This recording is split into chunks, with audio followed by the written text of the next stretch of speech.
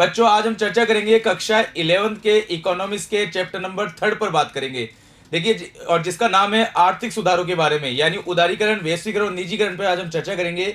Liberalisation, privatisation and globalisation पे चर्चा करेंगे, यानी एलपीजी क्या होता है इस पे चर्चा करेंगे। लेकिन उससे पहले बच्चों मैं आपको बताना चाहूंगा कि हमने चैप्टर नंबर फर्स्ट में भारत की अर्थव्यवस्था की संरचना पे डिस्कस किया था कि आजादी की पूर्व संध्या पर भारत की आर्थिक स्थिति कैसी थी, यानी उस पर हमने समीक्षा करी थी। चैप्टर नंबर टू पर हमने डिस्कस करा था भारत की आर्थिक नियोजन के बारे में, किस प्रकार भारत में आर्थिक नियोजन की शुरुआत हुई, पंचवर्षीय योजना की शुरुआत हुई। और आज हम चैप्टर नंबर 3 पर बात करेंगे, जिसमें हम जानेंगे कि 1990 के दशक में भारत में कौन कौन से आर्थिक सुधार कार्यक्रम चलाए गए, यानी आज हम बात करेंगे एलपीजी के बारे में। ये चैप्टर सबसे ज्यादा काम का है, एग्जाम के पॉइंट से इसमें से काफी प्रश्न पूछे जाते हैं। तो बच्चों वीडियो के अंत तक बने रहना और जो पॉइंट्स मैं आपको बता रहा हूं उन्हें नोट करते जाइएगा। तो बात करते हैं चैप्टर नंबर 3 जिसका नाम है उदारीकरण, वैश्वीकरण और निजीकरण, यानी एलपीजी। लेकिन इस चैप्टर को शुरू करने से पहले पहला पार्ट आज हम डिस्कस करेंगे कि भारत में आर्थिक सुधारों की आवश्यकता क्यों पड़ी। जैसे कि आर्थिक नियोजन तो हमने 1 अप्रैल 1951 से कर दिया था, लेकिन 8वीं पंचवर्षीय योजना शुरू करने से पहले भारत के सामने वो कौन सी परिस्थितियां रही जिसमें हमें परिवर्तन लाने पड़े, आर्थिक सुधार कार्यक्रम अपनाने पड़े। तो आज इस पार्ट फर्स्ट में सबसे पहले तो 1990 के दशक की परिस्थितियों पर अवलोकन करते हैं। तो भारत में आर्थिक सुधार का आरंभ कैसे हुआ इस पे बात करते हैं। देखिए चैप्टर का नाम जो है वो उदारीकरण, निजीकरण, वैश्वीकरण है, यानी लिबरलाइजेशन, प्राइवेटाइजेशन एंड ग्लोबलाइजेशन। इसको शॉर्ट में एलपीजी बोलते हैं। बच्चों देखिए एलपीजी का फुल फॉर्म गैस के लिए भी होता है, क्योंकि लिक्विड पेट्रोलियम गैस, द्रव संपर्दित गैस, यानी एलपीजी गैस का भी नाम एक। लेकिन यहाँ एलपीजी इकोनॉमिक्स दृष्टिकोण से इसका मतलब होता है liberalisation, P for privatisation, G for globalisation. यही आपके चैप्टर का नाम है उदारीकरण, निजीकरण, वैश्वीकरण। तो आइए बात करते हैं चैप्टर नंबर 3 पर। देखिए भारत में आर्थिक सुधार की आवश्यकता क्यों पड़ी, किस प्रकार इसका आरंभ हुआ, इस पे ध्यान देते हैं। देखिए 20वीं सदी के अंतिम दशक की बात कर रहे हैं। 20वीं सदी गुजर रही थी, 21वीं सदी का आगाज था, लेकिन उससे पहले 20वीं सदी का जो अंतिम दशक था, यानी 1990 के बाद भारतीय अर्थव्यवस्था में क्या परिस्थितियां रही, इस पे आज हम ध्यान देते हैं। तो देखिए 20वीं सदी के अंतिम दशक के प्रारंभ में भारतीय अर्थव्यवस्था गहरे संकट के दौर पे गुजर रही थी। ये एक इंपॉर्टेंट पॉइंट है, ध्यान दीजिएगा। भारतीय अर्थव्यवस्था गहरे संकट के दौर पे गुजर रही थी। वो संकट क्या थे, ध्यान दीजिएगा। उस समय विदेशी मुद्रा भंडार अपने न्यूनतम स्तर पे पहुंच गया था, क्योंकि भारत के पास निर्यात कम थे, आयात ज्यादा थे। ऊपर से भारत सरकार ने काफी तरह के प्रतिबंध लगा रखे थे, एफडीआई कम से कम था, और उसी कारण से विदेशी सहयोग हमारे पास कम से कम था। इसी कारण 1990 का जो दशक था उस दौरान भारत की आर्थिक स्थिति काफी दयनीय थी। उस समय भारत की आर्थिक स्थिति में काफी उतार चढ़ाव थे। आइए इस पे आज हम ध्यान देते हैं। तो पॉइंट को बड़े ध्यान से सुनिएगा बच्चों, क्योंकि इससे आपको कॉन्सेप्ट समझने में मजा आएगा। क्योंकि एलपीजी की क्यों जरूरत पड़ी, क्यों भारत में आर्थिक सुधार कार्यक्रम चलाने पड़े, उसकी शुरुआत हम इसी से करते हैं। तो ध्यान से सुनिएगा कि 20वीं सदी के अंतिम दशक में, यानी 1990 से 2000 के बीच में क्या हुआ। अंतिम दशक के प्रारंभ में भारतीय अर्थव्यवस्था गहरे संकट के दौर में गुजर रही थी। उसका कारण क्या था, उस समय हमारे पास विदेशी मुद्रा भंडार अपने न्यूनतम स्तर पर पहुंच गए थे। इस भंडार में लगभग 1 अरब डॉलर, यानी लगभग 1 अरब डॉलर, या अपनी बात करें इंडियन करेंसी में तो लगभग 23 करोड़ रुपए ही रह गए थे। यानी भारत के पास मात्र 23 करोड़ रुपए के आसपास रह गए थे, 23 करोड़ रुपए ही रह चुके थे लगभग, अगर हम बात करें। और ऐसी दशा में भारत के पास आयात करने का जो मुद्रा चाहिए थी वो सबसे कम थी, क्योंकि इस राशि से मात्र हम 2 सप्ताह तक का ही आयात कर सकते थे। तो इस तरह से यह अंदाजा लगाया जा सकता है कि 1990 का जो दशक था उस समय हमारी आर्थिक स्थिति काफी पिछड़ गई थी, हमारे पास पर्याप्त संसाधनों का अभाव था, और क्या इसीलिए भारत में आर्थिक सुधार की आवश्यकता पड़ी। दुनिया में भारतीय अर्थव्यवस्था के प्रति विश्वास डगमगा गया था, क्योंकि हमारे पास सोर्स कम हो चुके थे, फॉरेन करेंसी का स्टॉक हमारे पास कम था। देश में राजनीतिक अनिश्चितता, देखिए 1990 के दशक में राजनीतिक अनिश्चितता भी रही, पीएम बदलते रहे, राजनीतिक अस्थिरता का दौर चला, क्योंकि उस समय वीपी सिंह की सरकार चेंज हुई, चंद्रशेखर जी की सरकार चेंज हुई, बाद में पीवी नरसिम्हा राव जी की सरकार बनी। तो उस 90 से 92 का जो पीरियड था, लगभग 3 साल का जो टाइमिंग था, उस दौरान भारत में राजनीतिक घटनाक्रम में भी काफी उथल पुथल हुआ। तो बच्चों बड़े ध्यान से सुनना, देश में राजनीतिक अनिश्चितता के कारण वर्ष 1991-92 का बजट भी निर्धारित समय में पेश नहीं हो सका। देखिए, बजट जो होता है वो आपको वित्त वर्ष से कुछ समय पहले पेश करना होता है, आगामी वित्त वर्ष से पहले पेश करना होता है, इनफैक्ट फरवरी के महीने में पेश करना होता है। लेकिन उस साल भारत की आर्थिक स्थिति इतनी खराब थी, ऊपर से राजनीतिक उथल पुथल की वजह से बजट भी तय समय पर पेश नहीं हो पाया। तो ध्यान से सुनिएगा, देश में राजनीतिक अनिश्चितता के कारण वर्ष 1991-92 का बजट निर्धारित समय पर पेश नहीं हो पाया, यानी फरवरी 1991 में प्रस्तुत करना था लेकिन नहीं हो पाया। उस दौरान और क्या हुआ, मुद्रास्फीति की दर भी लगभग 17% यानी सबसे उच्च स्तर पर पहुंच गया। यानी उस समय इन्फ्लेशन रेट भी अपने टॉप रिकॉर्ड पे थी, 17% की चरम सीमा में पहुंच गई थी। ध्यान रखिएगा, 8वीं पंचवर्षीय योजना, ध्यान रखिएगा 8वीं पंचवर्षीय योजना भी समय पर प्रारंभ नहीं की जा सकी थी। देखिए, ये सबसे इंपॉर्टेंट पॉइंट है। देखिए, पंचवर्षीय योजना का जो हम बात करें, इसकी शुरुआत 1 अप्रैल 1951 को हो चुकी थी, लेकिन हम तय समय पर अगली पंचवर्षीय योजना नहीं ला सके और इस कारण थर्ड प्लानिंग हॉलीडे हो गया, यानी तीसरा योजना अवकाश पड़ गया। 1990 से 92 के बीच में अगर हम बात करें तो 2 साल का गैप पड़ गया और ये कारण था राजनीतिक अस्थिरता। ध्यान रखिएगा, तो ये कुछ कारण थे जिसके कारण हमारी आर्थिक स्थिति गड़बड़ा गई। फाइनली हमें आर्थिक सुधार कार्यक्रम अपनाना पड़ा। तो बच्चों, यहाँ ये चैप्टर में आपने कॉन्सेप्ट में समझा कि किस प्रकार वो कौन सी परिस्थितियां थी जिसके कारण हमें इतना बड़ा कदम उठाना पड़ा। एलपीजी का दौर भारत में प्रारंभ हुआ 1991 के बाद, लेकिन उससे पहले की स्थितियों पर हमने जायजा लिया कि उस समय हमारे सामने कौन से विकट कारण थे। आगे हम बात करें, विदेशी भी भारत में साख, विदेशों में भी भारत की साख घटने लगी थी। ये ध्यान रखिएगा, हमारी गुडविल इंडियन फॉरेन में भी गिरने लगी थी क्योंकि हमारे पास लोगों का विश्वास डगमगा गया था। हुआ क्या इसका परिणाम, इस विदेशों में हमारी साख गिरने के कारण भारतीय अर्थव्यवस्था पे विश्वास लोगों का कम होने लगा। फाइनली प्रवासी भारतीय फॉरेनर्स, जिन लोगों ने हमारे देश में इन्वेस्टमेंट कर रखा था, हमारी कंपनियों में पैसा लगा रखा था, वो सब विड्रॉल करने लगे, अपनी राशि निकालने लगे, क्योंकि उन्हें इंडियन कंपनी पर, इंडियन इकोनॉमी पर बिलीव नहीं था, क्योंकि भारत की अर्थव्यवस्था उस समय काफी गंभीर दौर से गुजर रही थी। हमारे पास पर्याप्त मात्रा में विदेशी मुद्रा भंडार नहीं थे, हमारा इंपोर्ट के लिए हमारे पास प्रॉपर रूप से मनी नहीं थी।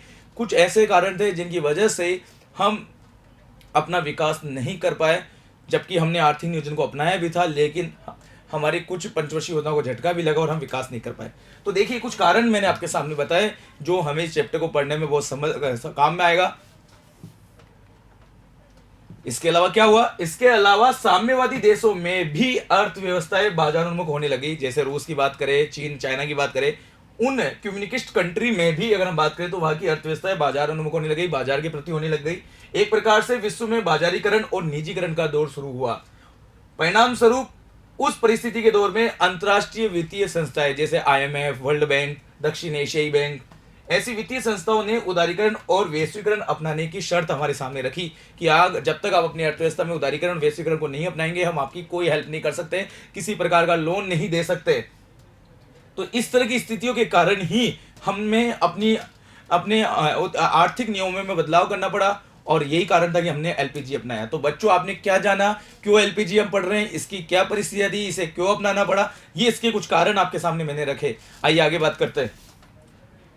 अर्थात भारतीय अर्थव्यवस्था को विदेशी विनिमय भंडार में कमी के साथ साथ आयात में वृद्धि और उच्च मुद्रास्फीति की समस्याओं का सामना करना पड़ा। अभी मैंने आपको ये सारे पॉइंट बताए थे, इसको सारांश में समझा रहा हूं कि भारतीय अर्थव्यवस्था को विदेशी विनिमय भंडार, हमारे पास जो विदेशी विनिमय भंडार होता है वो बहुत कम था, आयात में हमारी वृद्धि होती जा रही थी और उसके लिए हमारे पास प्रॉपर फंड भी नहीं था, और उच्च मुद्रास्फीति, जैसा कि मैंने बताया, टॉप रिकॉर्ड पे 17% पहुंच गई थी। तो मनी इन्फ्लेशन रेट भी बढ़ती जा रही थी, दिन पर दिन महंगाई दर बढ़ती जा रही थी। इन समस्याओं का सामना करना पड़ रहा था, इसलिए भारत की अर्थव्यवस्था एक ऐसे दौर से गुजर रही थी कि उस समय हमें एक आर्थिक सुधार की आवश्यकता पड़ी, जिसके कारण उत्पन्न वित्तीय संकट के समाधान हेतु विश्व के तथा अंतर्राष्ट्रीय मुद्रा कोष यानी IMF और जितने भी फॉरेन और फाइनेंशियल इंस्टीट्यूशन थे, उनसे हमने जब सहायता मांगी तो उन्होंने हमारे ऊपर दबाव बनाया और यही कारण था कि भारत सरकार ने 1991 में अपनी नीतियों में संशोधन करना पड़ा। तो इस तरह से आपने समझ में आ गया होगा बच्चों कि हमें क्यों आर्थिक सुधार कार्यक्रम अपनाना पड़ा, क्यों एलपीजी को अपनाना पड़ा। ये लॉजिक जानना जरूरी था और ये पूरी बात आपको मैंने स्लाइड के माध्यम से बताई। अब आइए आगे बात करते हैं। विश्व व्यापार संगठन के बारे में बात करते हैं। विश्व व्यापार संगठन की स्थापना एवं विश्व स्तर पर वैश्वीकरण की नीति अपनाए जाने के कारण भारत सरीके कई राष्ट्र, भारत नहीं, भारत के साथ और भी एशिया के बहुत से कंट्री थे, अफ्रीका के बहुत से कंट्री थे, विकासशील देश और निर्धन राष्ट्रों के सामने अगर बात करें तो वो भी उन शर्तों को मानने लगे। और यही कारण था कि भारत सहित अन्य राष्ट्र भी निजीकरण, उदारीकरण और वैश्वीकरण के का दौर यानी आर्थिक सुधारों के साथ साथ 1990 के पश्चात तेजी से प्रारंभ हुआ। तो फाइनली आपको समझ में आया कि वो एक ऐसा दौर वर्ल्ड में गुजर रहा था कि उस दौरान बहुत से देशों ने अपने यहाँ पे आर्थिक सुधार कार्यक्रम अपनाए और सभी देशों ने लगभग अगर हम बात करें तो उस दौरान एलपीजी का समर्थन किया और भारत भी एलपीजी को एक्सेप्ट करना पड़ा। और यही कारण था कि हमें विश्व के साथ कंधे से कंधा मिलाकर काम करने के लिए इनको मानना जरूरी था और अपने नियंत्रणों को, नीतियों में संशोधन करना जरूरी था। भारत में भी 1991 में अर्थव्यवस्था को वैश्वीकरण की नीति से जोड़ने के लिए भारत की आर्थिक नीति में व्यापक परिवर्तन कर आर्थिक सुधार व विभिन्न क्षेत्रों में द्रुतगामी गति से किए गए, जिसके प्रभाव से अर्थव्यवस्था पर विभिन्न रूपों में सामना करना पड़ा। तो जैसा कि आपने समझ में आया कि विश्व के साथ जुड़ने के लिए, पूरी विश्व की अर्थव्यवस्था के साथ काम करने के लिए हमें भी अपने आर्थिक नियमों में संशोधन करना पड़ा और एलपीजी को एक्सेप्ट करना पड़ा। आगे बात करते हैं लिबरलाइजेशन, प्राइवेटाइजेशन एंड ग्लोबलाइजेशन, जो कि हमारे चैप्टर का टाइटल है। एलपीजी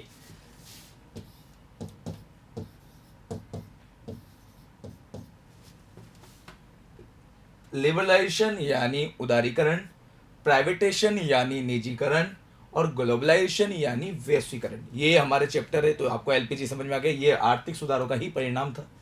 निजीकरण, उदारीकरण, वैश्वीकरण, इनके बारे में हम इसको ब्रीफ में अलग अलग पार्ट में डिस्कस करेंगे, लेकिन एक शॉर्ट में समझाना चाहूंगा कि एलपीजी का आशय क्या है। देखिए, एलपीजी की बात करें तो उद्योगों का स्वामित्व एवं प्रबंध पूर्ण या आंशिक रूप से निजी क्षेत्र को सौंपना, ये तो कहलाता है निजीकरण। निजीकरण का मतलब क्या है कि जो भी सार्वजनिक उद्योग थे उनको आंशिक रूप से या पूर्ण फुल्ली रूप से निजी हाथों में सौंपना, उनको प्रबंध संचालन देना, ये निजीकरण कहलाता है। उन्हें छूट प्रदान करना, ये उदारीकरण कहलाता है, यानी नियमों में उदारता प्रदान करना, तथा स्वदेशी व विदेशी निजी क्षेत्र के लिए अर्थव्यवस्था के द्वार खोल देना। ध्यान रखिएगा, देखिए पॉइंट को समझिए, सारांश में मैं आपको बता रहा हूं बच्चों, पॉइंट समझना। देखिए, बात करें एलपीजी, जो कि हमारे चैप्टर का टाइटल है। L for liberalisation, P for privatisation, G for globalisation.